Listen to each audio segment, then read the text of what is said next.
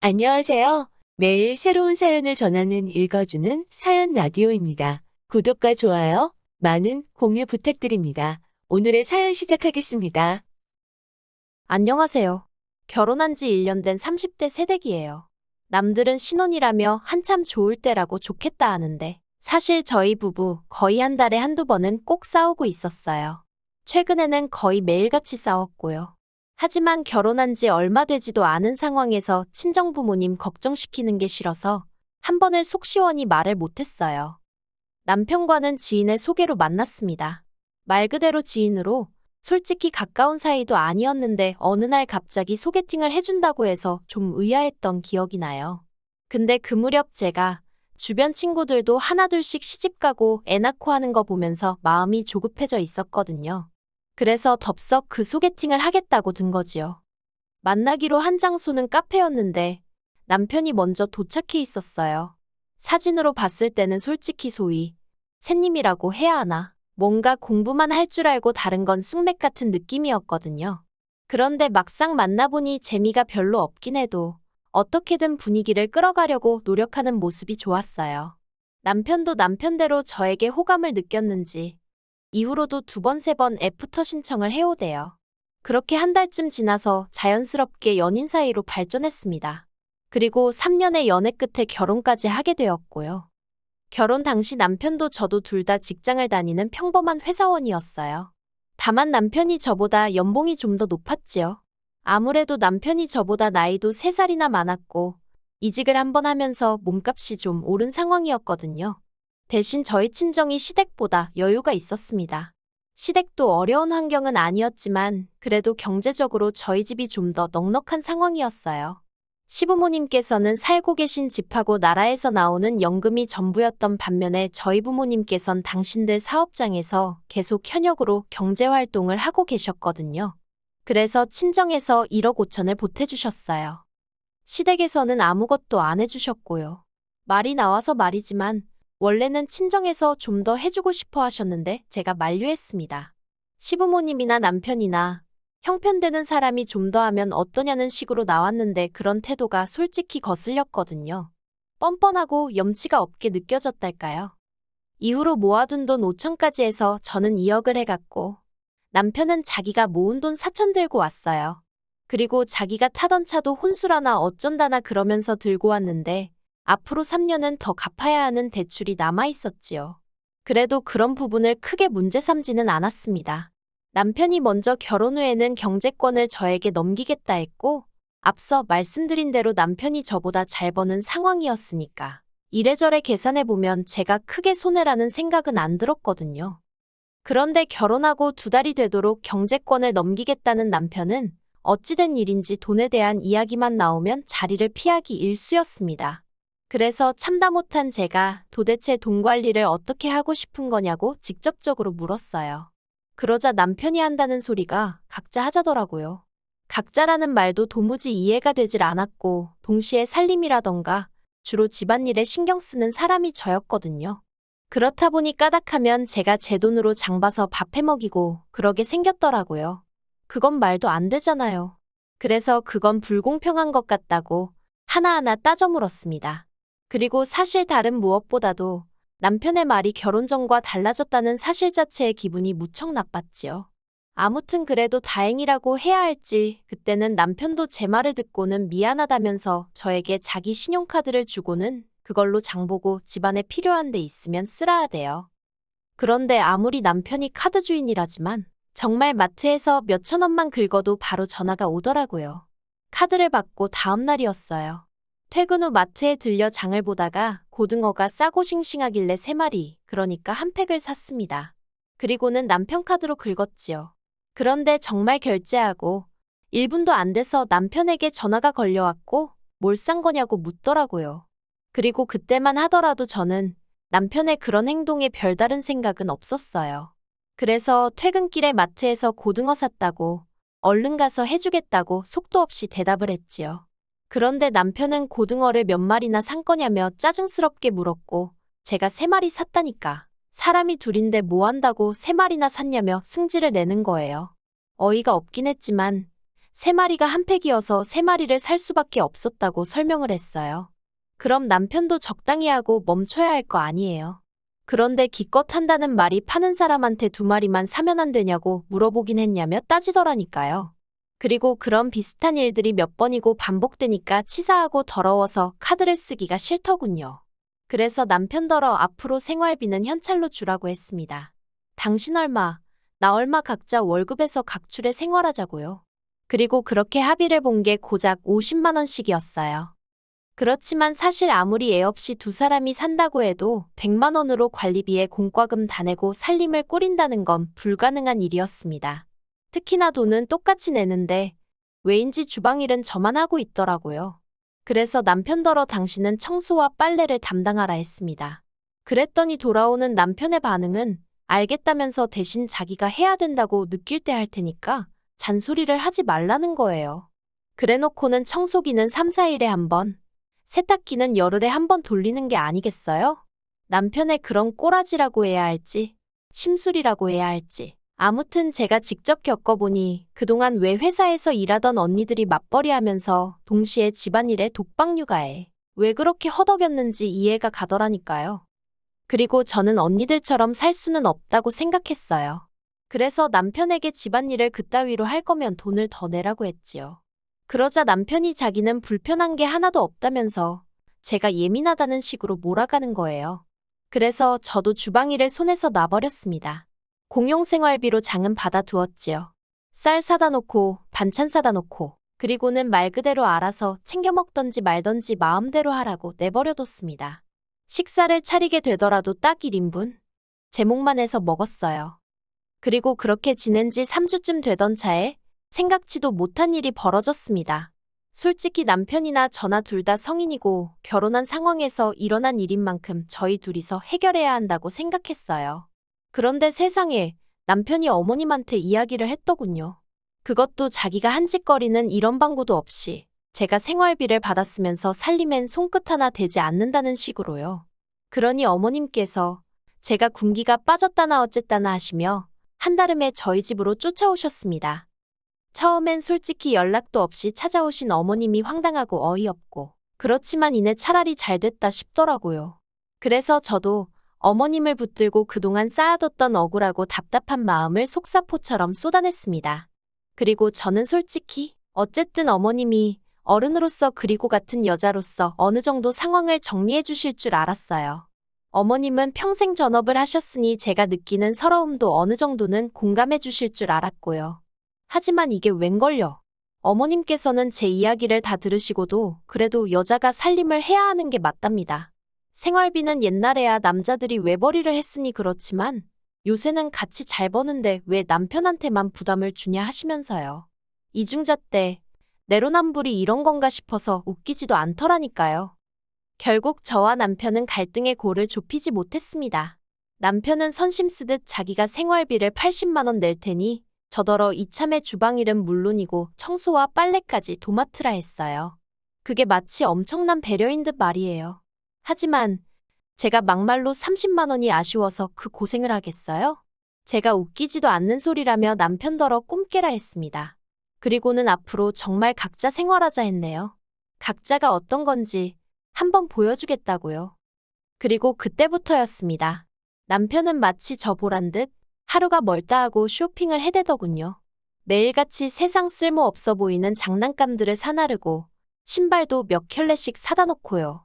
저 사람이 나랑 아이를 낳고 미래를 그려갈 생각이 있는 건가 싶을 정도로 앞뒤 가리지 않고 돈을 써대는 눈치였다니까요. 게다가 제가 식사를 챙겨주지 않았더니 매일 밤마다 배달음식에 3, 4만 원씩 쓰는 것도 예산일이었지요.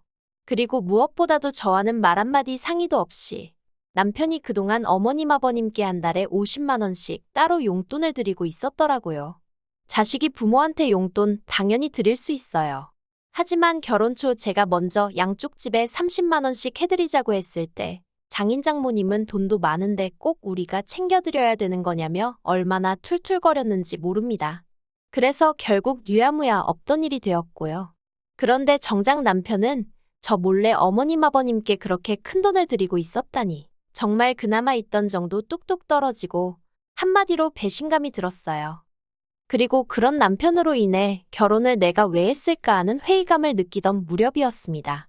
어머님이 소화가 잘 안 된다며 병원에 가셨는데 그곳에서 충격적인 이야기를 듣고 오셨더군요. 어머님 간이 다 망가졌다고요. 그리고 그렇게 어머님의 간이 망가지게 된 데에는 남편이 저 몰래 사들인 영양제가 한몫했지요. 어머님 말씀으로는 저희 남편이 영양제를 사다 주면서 하루도 빠지지 말고 먹으라고 했대요. 그런데 초기에 몇 번 먹으니까 영 속이 좋지 않더랍니다. 그래서 남편더러 환불을 받아오라 하니 쪽팔리게 무슨 환불이냐며 그리고 믿고 먹어야 효과가 있는 거라고 어머님더러 그냥 드시라고 했다대요. 어머님은 잘난 당신 아들이 그러라 하니 속에서 안 받는데도 그냥 꾹 참고 드셨답니다. 그리고 결국 그 영양제가 어머님 간을 다 망가뜨린 거였고요. 병원에서는 당장 간이식을 해야 한다 했고 그때부터 시댁의 병원비가 하염없이 들어가게 됐던 모양이에요.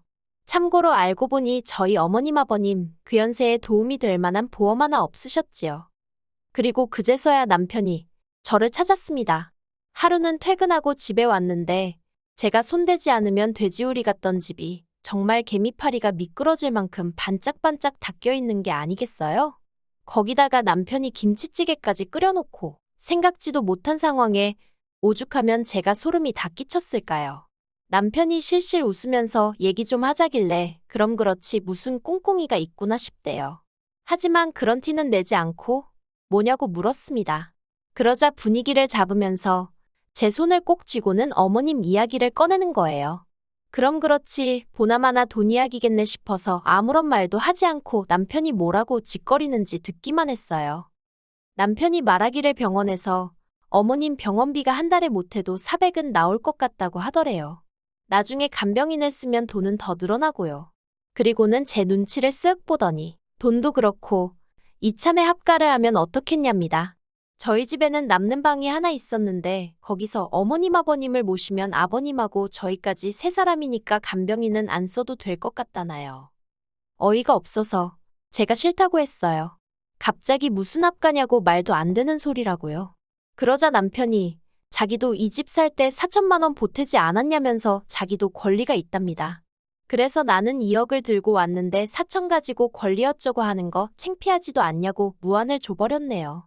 원래 돈 갖고 생색 내는 거 아니라고 친정 부모님께 귀에 딱지가 않도록 들어왔던지라 남편이 생활비 가지고 사람한테 창피를 주고 불쾌하게 만들 때도 내가 결혼할 때 얼마를 해왔네 그런 소리는 안 했었거든요. 그런데 남편이 너무 뻔뻔하니까 이런 사람한테는 직접적으로 알려주는 수밖에 없다 싶대요. 그래서 그냥 내질러버린 거지요. 그러자 남편이 한다는 소리가 부부 사이에 그런 걸 어떻게 다 따지면서 사냐는 거예요. 가정이란 울타리가 생겼으니 남편에게는 장인 장모가 제2의 부모이고 저에게는 어머님 아버님이 제2의 부모랍니다. 그러면서 부모가 아픈데 모른 척하는 자식이 어디 있냐고요. 그런데 제가 별다른 반응을 안 보였어요. 사실 처음엔 화도 내고 그랬지만 뒤로 갈수록 아예 별 반응을 보이지 않았지요. 그러니 자기도 별 수가 없다 싶었는지 그러면 차라리 어머님 병원비를 보태달랍니다. 자기 혼자 감당하기엔 금액이 너무 크다면서 제 월급에서 100만 원씩만 보내달래요. 정말이지 합가 얘기보다 더 어이가 없더라니까요. 제가 남편더러 내가 왜 그래야 되냐고 물었어요. 그러자 남편이 기껏 하는 말이 우린 부부잖아 그러대요. 우리가 부부 맞냐고 받아쳤습니다. 와이프가 쓰는 돈이라면 10원짜리 하나에도 부들부들 떨던 사람 아니냐고. 그런데 이제 와서 부부 어쩌고 운운하는 거 창피하지도 않냐고요. 부부라는 게 원래 서로 힘든 시절도 같이 이겨내고 좋은 추억도 만들고 하면서 그 힘으로 같이 살아가야 하는데 당신과 내가 그런 기억이 있냐? 나는 당신 때문에 속상하고 힘들고 서운했던 기억밖에 없다. 정말 그간 가슴에 맺혀있던 말들을 아주 따발총처럼 쏘아댔어요. 그리고는 이제 와서 행여나 나한테 안 해노릇 며느리돌이 같은 건 바라지도 말라고 못을 박아버렸지요. 그랬더니 남편이 한숨을 푹푹 내쉬더니 그러면 뭐 방법이 없답니다. 그리고는 급기야 이혼 이야기를 꺼내더라고요. 어이가 없어서 남편을 빤히 쳐다봤어요. 그동안 제가 남편의 거지 같은 행동을 버텼던 이유는 딱 한 가지. 친정 부모님께 결혼한 지 1년도 안 돼서 이혼하는 그런 모습은 보여드리고 싶지 않아서였거든요. 남편이란 작자도 그 사실을 잘 알고 있었지요. 그러니 이혼이란 카드를 꺼내서 저를 압박하려 했던 거예요. 내가 결혼한 사람이 저렇게 비열한 사람이었나 하는 생각에 자괴감도 들었고 정말 화가 나대요. 그래서 마지막이란 심정으로 진심이냐 물었습니다. 그랬더니 진심이라면서 이혼하고 이 집도 팔아서 자기가 가져왔던 4천만 원 돌려달래요. 그걸로 어머님 아버님 병원비나 해야겠다면서. 그리고는 주변 사람들은 며느리인 제가 시부모님 병원비 보태드리기 싫어서 이혼한 여자라고 생각할 거라며 직장 생활은 가능하겠냐고 빈정거리는데 정말 손발이 부들부들 떨리더라니까요. 결국 저는 친정부모님께 사실 그대로 있는 그대로 모든 것을 털어놓았습니다. 친정부모님이 실망하실까봐 이혼만큼은 어떻게든 피해보려고 했는데 너무 괴롭고 힘들어서 그동안 남편이 저를 힘들게 했던 사소한 일들까지도 전부 다 말씀드렸어요. 사실 그동안 제 얼굴에 침 뱉기 같아서 그 누구에게도 속 시원히 제 이야기를 하지 못했거든요. 그래서인지 이야기하는 내내 눈물이 계속 흐르더라고요. 그리고 그런 제 모습을 본 친정부모님께선 바보같이 그걸 왜 참고 살았냐며 당장에 헤어지라 하셨습니다. 부모에겐 자식의 행복이 1순위라며 체면이고 사람들이 쑥덕거리고 그런 건 신경 쓰지 마라고 말씀해 주셨지요. 그리고 친정부모님의 말씀에 힘을 얻고 돌아온 바로 그날도 남편은 여지없이 제 얼굴 앞에 이혼 서류를 들먹이며 빨리 사인하라고 난리를 쳤어요. 저는 그런 남편에게서 서류를 낚아채선 알겠다고 하며 사인을 했고요. 그러자 남편의 표정이 가관이었습니다. 한마디로 아차 이게 아닌데 하는 표정이었거든요. 이후로 자기 딴에는 아무렇지 않은 척이라도 하려던 건지 저더러 확실하냐 후회 없냐 낙장불입이다 어쩌다 해대는데 너무 짜증나서 왜 이렇게 말이 많냐고 하기로 했으면 하는 거라고 내일 당장 접수하라고 소리를 지르곤 저 먼저 방으로 들어가 버렸네요. 그런데 이후로 일주일이 지나도 남편은 서류를 접수하지 않았고 더 정확히 말하자면 이혼의 이응자도 말을 안 하더라고요. 오직 제 눈치를 살피기에 급급했지요. 결국 안 되겠다 싶어서 제가 먼저 집을 부동산에 내놓고 남편에게 알렸습니다. 이때 정말이지 집이 제 명이라서 얼마나 다행이다 싶던지요. 여담이지만 결혼식을 앞두고 부부라는 이유로 공동명의를 집요하게 요구하던 남편이었습니다. 듣다 못한 제가 양심 좀 챙기라고 한마디 했었고요. 아무튼 그렇게 집까지 내놨고 남편에게는 빨리 이혼 수속을 밟자고 했어요. 그리고 그제서야 남편이 생각이 바뀌었답니다. 이혼을 안 하겠다는 거예요. 이후로 남편과 말을 섞으면 섞을수록 어린애하고 싸우는 기분이었다고 해야 할까요? 결국 안 되겠다 싶어서 저는 변호사를 쓰게 되었습니다. 그리고 지금 남편과는 이혼 소송을 진행 중이에요. 이 사실을 알게 되신 어머님 아버님 두 분 다 난리가 나셨고요. 아버님은 도와달라고 한 적 없다, 병원비 안 줘도 된다 하시며 어떻게든 저희 두 사람의 이혼은 막으려 하고 계세요. 하지만 어머님은 저더러 세상의 시엠이 아픈데 이혼하자고 드는 며느리가 어딨냐면서 제가 당신 아들 인생 망쳐놨다고 나오지도 않는 눈물 쥐어짜내시며 제 탓을 하기에 바쁘시지요. 그리고 그런 어머님의 모습을 보고 있으니 정말 이혼해야겠다는 생각밖에 안 든답니다. 정말이지 할 수만 있다면 최선을 다해서 남편의 인생을 망쳐놔야겠다는 오기가 드는 지경이에요. 결혼 생활이 짧았던 만큼 위자료나 뭐 그런 건 기대도 없어요. 고약스러운 남편의 성격 덕분에 1년도 더 걸릴지도 모르겠고요. 하지만 지금은 어떻게든 남편과 완벽하게 남남이 되고 싶다는 마음뿐입니다. 저런 남편이랑 참고 살아봤자 지금이야 제가 제 힘으로 돈이나 벌지 애라도 낳고 직장이라도 관둬봐요. 돈 가지고 사람을 얼마나 들들 볶고 생색은 또 얼마나 내겠어요? 그런 푸대접을 받을 게 뻔한데 절대 같이 못 삽니다. 어머님께는 죄송한 마음이 아예 없는 것 아니에요. 가뜩이나 몸도 안 좋으신데 이런 일로 스트레스를 받게 되셨으니 하지만 어머님이 당신 아들 개차반으로 키워놓은 탓이니 너무 제 탓만 하진 않으시길 바랄 뿐입니다. 뿌린 대로 거두는 법이니까요. 긴 이야기 들어주셔서 감사합니다. 오늘의 사연은 여기까지입니다. 구독과 좋아요, 알람 설정해주시면 앞으로 더 좋은 사연으로 찾아오겠습니다. 감사합니다.